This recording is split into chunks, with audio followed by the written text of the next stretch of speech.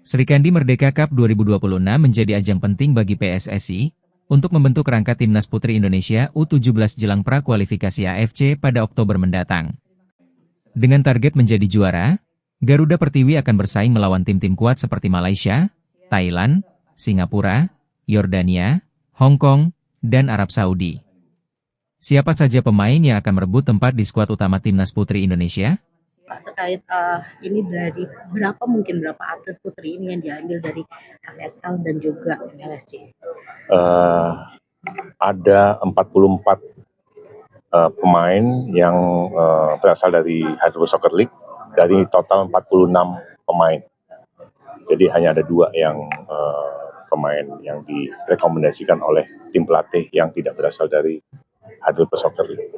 Intinya persaingan seperti apa, Pak? Ini kan ada 2 tim juga ya, ada 2 grup juga seperti apa? Harusnya ketat ya, karena kan pasti mereka bersaing untuk bisa terpilih menjadi wakil Timnas Indonesia untuk kualifikasi AFC U17.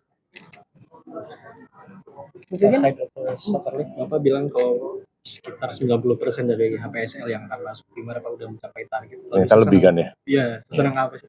Ya pasti seneng lah, tapi kan ini suatu proses ya, bertahap, satu persatu kita jalankan karena ini masih dalam tahap awal sekali, jadi kita ingin melihat perkembangannya selanjutnya seperti apa, tapi dari progres kemajuan yang sampai saat ini itu kita sangat bangga lah dengan progres yang terjadi. Target untuk 2 tim ini sebenarnya buat juara mungkin target. Tentunya setiap di kompetisi kita punya target juara. Tapi seperti yang tadi saya sampaikan bahwa ini hanyalah target antara. Karena kita tahu bahwa tim yang diturunkan ini walaupun ada 46 anak-anak yang terbaik yang sudah disaring, tapi kan dibagi menjadi 2 tim. Dan dalam 2 tim ini kita juga mau kasih yang fair. Jadi 2 tim ini juga isinya juga hampir-hampir seimbang gitu kan. Artinya bahwa kekuatan kan akhirnya dipecah menjadi 2. Jadi kita tetap berikan target, tapi ini hanya target antara untuk bisa menjadi juara. Target yang paling utama adalah lolos prakualifikasi Piala AFC. Itu sih. Untuk persiapan PSSI sendiri untuk kualifikasi apa seperti apa? Ini termasuk bagian dari persiapan kualifikasi. Setelah pertandingan kita akan evaluasi, kita tentukan pelatihnya siapa nanti yang akan turun, baru kita nanti adakan screening lagi, kita TC lagi dan kita seleksi lagi. Dari hasil 46 anak ini akan lanjut TC persiapan di prakualifikasi Piala AFC. Tapi ada event lainnya nggak sih untuk kualifikasi? Setelah Serikandi Merdeka Cup belum ada event resmi lainnya. Setelah ini kita akan segera konsolidasi dan kita segera akan persiapan dengan training center. Kemarin kan timnas senior udah juara AFF Women's Cup di FIFA Next Matchday mendatang Oktober. Kira-kira siapa bilawanya? Terus kan Kudus juga udah sering ngadain event sepak bola putri gitu. Apakah bertulang jadi home base buat timnas putri senior juga ke depannya? Ya, kita sudah kirimkan beberapa email, terutama di ASEAN dulu. Kemudian ya teman-teman kita yang di luar yang biasa kerjasama itu kan Hong Kong, Jordania, Arab Saudi, itu sudah menunjukkan kesiapannya dan kesediaannya. Memang mereka juga mengundang kita untuk main away ke tempatnya mereka dengan segala fasilitasnya. Tapi sekali lagi kalau misalnya dari nanti kita bicara dulu dengan Pak Erik, kalau memang Pak Ketum PSSI arahkan untuk bisa kita bermain home, kita akan carikan kota terbaik lah yang kita bisa home dan para fans bisa datang melihat langsung pemain-pemain idolanya di lapangan. Bu, kalau yang kelompok umur itu tadi kan tujuan utamanya adalah untuk kualifikasi WIO untuk U17. Tapi sebenarnya tujuan jangka panjangnya untuk U17 itu apa sih Bu? Karena kan tadi kata Ibu disiapkannya cukup jauh-jauh gitu ya, jauh-jauh hari. Iya, kita tahu kan memang usia senior juga kalau boleh dibilang kita rata-ratanya di usia 20. U20 juga main di senior. Nah, backupnya untuk senior ya U17. Karena memang kita baru bergerak, kita baru seperti tadi ada teman yang bilang bahwa kita perkembangannya terlambat dibandingkan dengan olahraga lain, ya memang betul, memang benar. Jadi ya talent pool-nya juga masih muda-muda.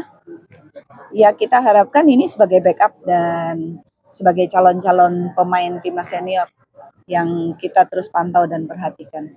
Selalu masuk di monitor kita, data monitor kita. Komisi Pemberantasan Korupsi menanggapi usulan kasus yang menjerat mantan Jaksa Agung Muda bidang tindak pidana khusus Kejaksaan Agung Febri Adriansyah dilimpahkan ke KPK. Juru bicara KPK Budi Prasetyo menilai KPK memantau kasus Febri Adriansyah yang masih pada tahap awal dan belum memerlukan intervensi langsung berupa pengambil alihan.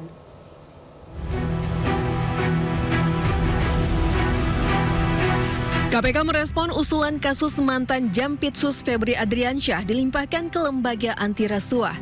Juru bicara KPK Budi Prasetyo meminta publik untuk terus memantau perkembangan 3 kasus korupsi yang menjerat Febri. Di sisi lain, KPK menghormati pelimpahan perkara dari polisi ke kejaksaan. KPK meyakini penyidik kejaksaan akan bersikap profesional menangani perkara tersebut. Perkembangan proses penyidikan di Kejaksaan Agung dan kita yakini juga profesionalitas kawan-kawan penyidik di Kejaksaan Agung, ya. Terlebih ini juga pelimpahan perkara dari kawan-kawan di kepolisian, tentu juga support penuh pasti dari kepolisian dalam proses penyidikan perkara di Kejaksaan Agung tersebut. Kan ini KPK kalau kata Komisi 3 atau Komisi 3 bilang KPK punya kewenangan untuk mengambil alih kasus ini. Jadi memang kalau kita merujuk ke Undang-Undang 19 2019 pasal 6 itu menyebut memang salah satu tugas KPK adalah melakukan koordinasi ataupun supervisi kepada instansi lain yang punya kewenangan dalam tugas pemberantasan tindak pidana korupsi termasuk juga pelayanan publik. Artinya semua itu terbuka kemungkinan, ya. Tapi tentu ada mekanismenya, ya, sehingga di tahap awal ini kita masih terus memantau perkembangannya dan nanti kita akan lihat seperti apa perkembangan.